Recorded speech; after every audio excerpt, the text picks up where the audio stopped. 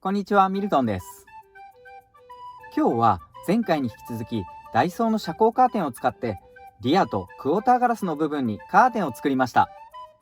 完成品がこちら。これで私のエブリィのすべての窓ガラスを遮光化することができました。今回も失敗の連続でしたが、失敗からリカバーする方法を見つけられてかなり楽しかったです。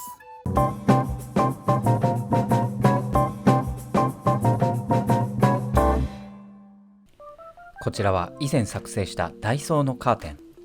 リアもクォーターガラスも窓にぴったりフィットして隙間が一切ありません。両方ともアイボリーで車内が明るくなって気に入っているのですが、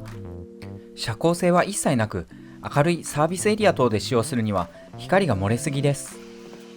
そしてこちらが先日作った IKEA のブラインド。取り付け取り外しもすごく簡単。折りたたむと窓4面分でもここまでコンパクトになり、見た目も良く遮光性も抜群なので大変気に入っていました。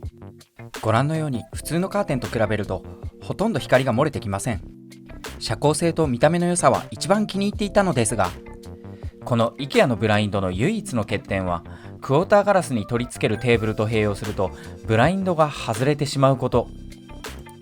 テーブルを引っ掛ける段差とブラインドを止める部分が同じ位置にあるので、両方同時で使うのはちょっと不便です。このテーブルは収納も兼ねていてとても便利なので、テーブルと同時で使える遮光性のあるカーテンを今回は作っていきます。材料は今回も横100センチ、高さ190センチのダイソーの遮光カーテン。フラットタイプでハサミで切るだけで車体に合わせられます。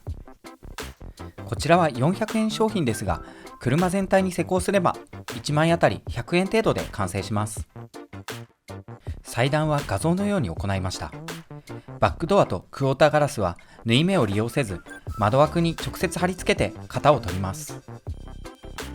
マーカーに使ったのはダイソーの印付けペン。このペン、数日で書いた線が消えるので、書きミスを恐れることなく大胆に作業できます。ご覧のように施工直後のものと比べると、6日前に書きミスした線もほとんど見えなくなりました。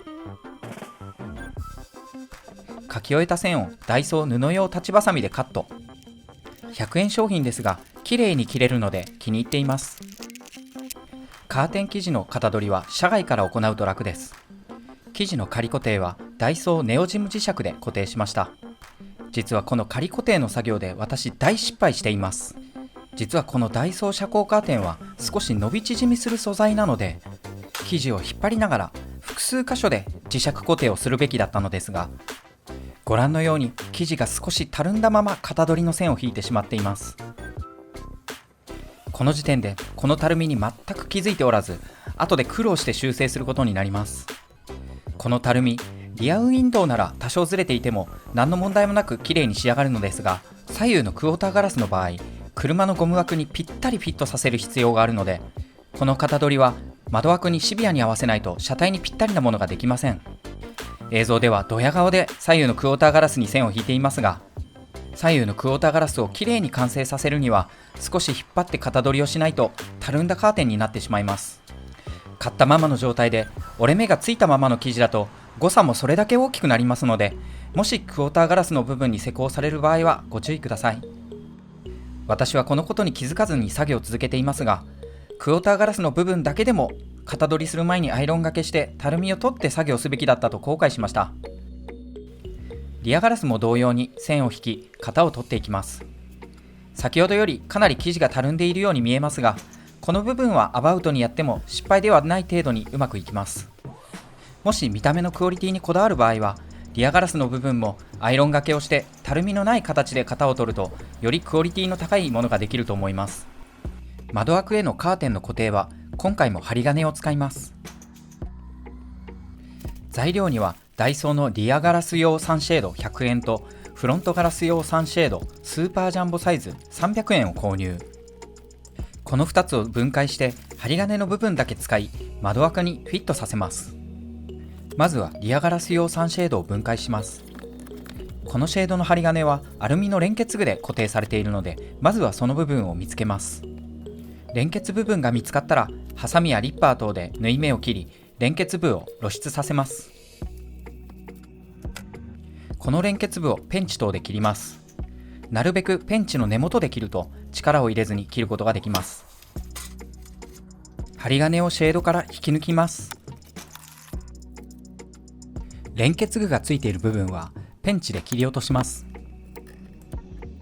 取り外した針金を窓枠に当てて型を取ります。窓枠に沿わせて針金を曲げるだけです。余分に長い針金はペンチで切り落とします。カットは少し長めに3センチから4センチほど重なり合わせるようにカットすると後で長さ調整ができます。映像のように針金が飛ぶこともありますので注意して作業してください。針金を窓枠に設置したら 4mm のアルミパイプで針金を固定します。この連結具の 4mm のアルミパイプはホームセンターで 1m200 円程度で売っているものを使います。実は今までこのアルミパイプをカットするのにダイソーのパイプカッターを使用していました。今回は視聴者さんにもっと簡単に切る方法を教えてもらいましたので情報共有させていただきます。このパイプのカットに使うのはダイソーで売られている普通のカッターナイフ。こちらがダイソーパイプカッターで切ったアルミパイプの切り口。パイプを切る専用品なので切り口もとても綺麗です。このパイプをカッターナイフで切って切り口を比較してみます。切り方はパイプを板の上に置いて回しながら切るだけです。パイプの長さは 3,4 センチぐらいが使いやすいです。カッターの刃先を板に対して水平に当て軽く押し切りながらパイプを回します。イメージは人参を輪切りにする時の力の入れ具合に近いです。パイプに刃先が入るまではそれほど力を入れず、パイプに刃先が入ったら映像のようにパイプを回して切っていきます。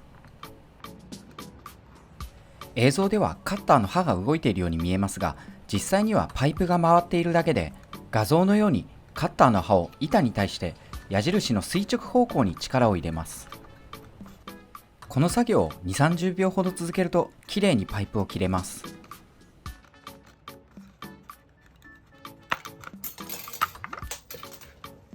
こちらが切った後の断面。アルミは柔らかいのでカッターナイフでもきれいに切れます。パイプ側面から見てもとてもきれいに切れています。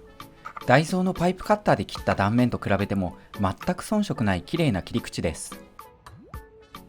ダイソーのニッパーでも同様に切れるか試してみました。ニッパーの刃先をパイプに当てたらパイプ自体を回して押し切ります。切る時間は先ほどとほぼ変わらず数十秒で切ることができます。こちらが切断面。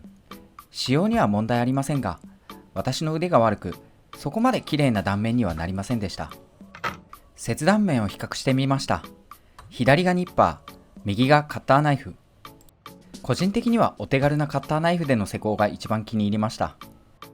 この作成したアルミパイプの連結具を使って針金を固定していきます。アルミパイプの両端から針金を入れ、パイプの中で針金が重なるようにします。この時パイプを回しながら入れるとセットしやすいです。パイプをセットし終えたら針金を窓枠の左右に向かって広げ、窓枠にぴったりフィットさせます。次にペンチでアルミパイプを針金に対して平行に潰し、針金を連結させます。パイプに対して3箇所ほど潰します。それほど力を入れなくてもパイプが潰れていればきちんと固定されます。軽く潰すぐらいで大丈夫です。強く潰しすぎると後で微調整しづらくなるのでご注意ください。これで針金の型取りは完了です。全く同様のやり方で針金の型を取ります。やり方さえ分かればこの作業は数分で終わります。リアウィンドウも同様に針金で型を取ります。リアウィンドウに必要な針金は長いので、ダイソーサンシェードのスーパージャンボサイズを購入しました。これは映像の赤丸のように2箇所の針金が仕込まれていて、針金を延長すれば大半の車種で同様に針金で型が取れます。先ほどと同様、アルミの連結部を糸を切って露出させます。この連結部をペンチで切って引き抜き、連結部を切り落とします。実はこのシェードの分解をしていて気づいたのですが、私のリアウィンドウはそこまで大きくないので、クォーターガラスを切った際に出た針金の余りと、ダイソーのリア用のシェードで長さが足りることが分かりました。この延長にもアルミパイプで継ぎ足して針金を延長します。延長できた針金をリアウィンドウに合わせて針金を曲げて型を取ります。車体への固定はダイソーのネオジム磁石を使います。本当はゴム枠に直接固定して作りたいのですが、そのやり方ではリアウィンドウ上部がカーテン自体の重みでたるんで窓に隙間ができてしまいます。この磁石での固定は小さい磁石が見えてしまう欠点はありますが、脱着がとても簡単で、カーテンの大きさをアバウトに作っても車体にフィットするので結構気に入っています。針金をリアウィンドウに合わせ型を取ります。これは磁石で複数箇所固定でき、車外からも見えないので厳密にやる必要はなく、アバウトにやっても成功します。次に車体に合わせて型取りしたカーテン生地をダイソー布用ハサミでカットします。先ほどお見せした通り、現時点でこの生地たるんでいますが、この作業をされる方はあらかじめアイロンでシワやたるみを取った上で生地で型取りをすると、より正確で綺麗なカーテンができると思います。このたるみ問題、私は後ほど裏技的にリカバーしますが、この部分は丁寧に作業した方が仕上がりが良くなると思います。この針金とカーテン生地の接着、これまではダイソーの裾上げテープを使って接着してきましたが、もっと簡単にできる方法がないかいろいろ試してみました。まず一番初めに試したのがダイソーチャッカマンを使った熱接着。これは前回の動画で結構見栄えよく仕上がったので期待していたのですが、ちょっと微妙でした。接着した部分の表面を見てみると火加減が結構難しく、私の技術不足でところどころ穴が開いています。思い通りの形にするのがちょっと難しいかもしれないですね。接着力的には強度はあると思います。かなり強く引っ張らないと外れたりはしないですね。ちょっと気をつけないとこのように穴が開いてしまいますね。私の技術ではカーテン本体への穴開きのリスクが結構高いので、今回この方法は見送りました。同じ熱接着でダイソーの 30W ハンダゴテでもトライしてみました。この方法は大失敗でした。ハンダゴテ自体の熱量がすごく、穴が開かないぐらいの軽い接着では簡単に外れてしまいます。きちんと接着できるように少し念入りに生地に熱を加えると、動画のように簡単に穴が開いてしまいます。ハンダゴテは生地の毛羽立ちの処理には使いやすいのですが、接着には使えないので却下しました。ダイソーのグルーガンでも接着を試してみました。電気の熱でボンドを溶かし貼り付ける方式です。この方法は接着面も結構綺麗で、個人的には気に入りました。施工時間も短く素早く接着できるのはとても魅力的だったのですが、生地の接着具合を確認してみたところ、絶対外れないほど強力に貼り付いていて、クォーターガラスの部分に使用すると修正不可能だと感じたので、この方法も見送りました。ダイソーの布用両面テープでも試してみました。これは今回のカーテンの素材ポリエステルに使える両面テープで、貼り付けは3秒圧着させるだけなのでとても簡単です。実際に貼り付けてみます。シールを剥がして布に貼り付けるだけなので、作業自体は一番早く終わります。貼り付けた面を確認してもとても綺麗な接着面です。実はこの方法で接着するかかなり迷ったのですが、この方法一度貼ってしまうと貼り直しできず、外すのはまず不可能。貼りミスからリカバーできず、再現性もないのでこちらも却下にしました。今回もダイソーの裾上げテープのベージュカラーで針金とカーテンを固定していきます。裾上げテープを仕込む前になるべく見栄えが良くなるようにライターでカーテンの毛羽立ちを処理します。ポリエステル繊維なので軽く火で炙るだけで毛羽立ちを処理できます。毛羽立ち処理を終えた生地にアイロンをかけシワを伸ばします。この作業一番最初にやるべきだったと激しく後悔しました。裾上げテープを生地に並べてハサミでカット。ダイソーの布用ハサミで切ると切りやすいです。アイロンを当てる前に霧吹きで生地に水をかけます。この作業をすると水蒸気でテープの接着剤が均等に布に広がるそうです。片面に裾上げテープを貼り付け終えたら針金をセットしアイロン接着します。完成したのがこちら。この時点で若干たるんでいることに気づいているのですが、続けて作業します。リアウィンドウも同様にハサミで切って裾上げテープで固定していきます。こちらもライターで切り口の毛羽立ちを処理しました。裾上げテープでアイロン接着します。このテープ、接着ミスしても簡単に剥がせて貼り直せるので、ミスの多い私にとってはとてもありがたいアイテムです。反対つけてた。ミスしてもそのまま同じテープでやり直せるのはかなり気が楽です。針金をセットし、全面接着していきます。完全に接着し終えた後でも全く問題なくやり直しができるところも気に入っています。リアウィンドウをたるんだまま型取りしたので、カーテン生地が大きく針金からずれていますが、リアの場合磁石固定するので、この程度のずれはほぼ目立たない感じになります。よく見ると分かりますが、車に取り付けるとほぼ目立たないので、全て針金に巻き込んで OK としました。若干粗い部分もありますが、裏面はほとんどゴムパッキンで隠れるので、これでよしとしました。実際に車に取り付けてみました。今まで作った中で一番隙間が空いていて、4センチほど窓枠から浮いています。これは針金が長すぎて窓枠から浮いているので、まずはアルミの連結具を緩めて窓枠にフィットさせます。これは裾上げテープを取り付けたまま行える作業ですが、どのように緩めるかをご覧いただくためにテープなしの状態でご覧いただきます。裾上げテープの中はこのように潰れたアルミパイプで固定されています。引っ張っても取れることはありません。この連結具の部分を90度傾けて横方向からペンチで潰します。こうすることで潰れていたアルミパイプが円柱の形に戻り、パイプに隙間ができます。この空いた隙間を利用し、針金の長さを調整して窓枠にフィットさせることができます。針金を窓枠にフィットさせたら、再度ペンチで針金を潰せば固定し直すことができます。これは固定に失敗しても何度でもやり直すことができるので、私のようにミスの多いタイプには思い切って DIY できる方法です。この方法で裾上げテープの中のパイプを緩めて針金の長さを短く調整します。針金の左右からパイプに向かって押し込むだけで OK です。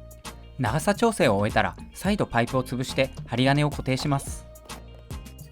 針金を調整して車にぴったりフィットさせることができましたが、カーテンの布がたるんでいたので、苦肉の策で針金に布を巻きつけました。これは最初の型取りの段階でシワやたるみを取っていれば、この失敗は防げると思いますので、この経験を次回に生かしたいと思います。反対側の窓にも同様に取り付けました。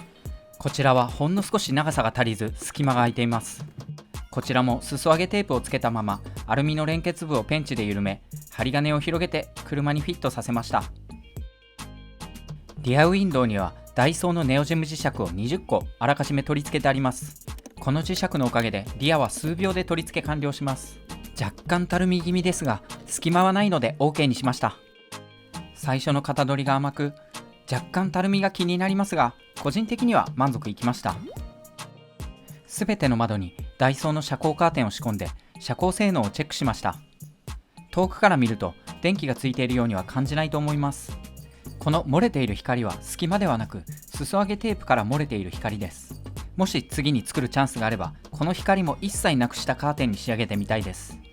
リアウィンドウのカーテンは窓枠より大きいので、外へ光が一切漏れない仕組みになっています。助手席側のクォーターガラスも同様に裾上げテープの部分から光が漏れています。この部分の改善方法が見つかれば、また動画で情報共有させていただきたいと思います。テーブルも同時でセッティングしてみました。これでカーテンと干渉することなく快適に使えそうです。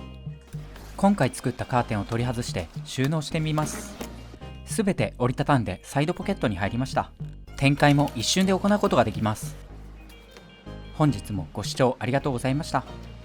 この動画を気に入っていただけましたらチャンネル登録よろしくお願いいたします。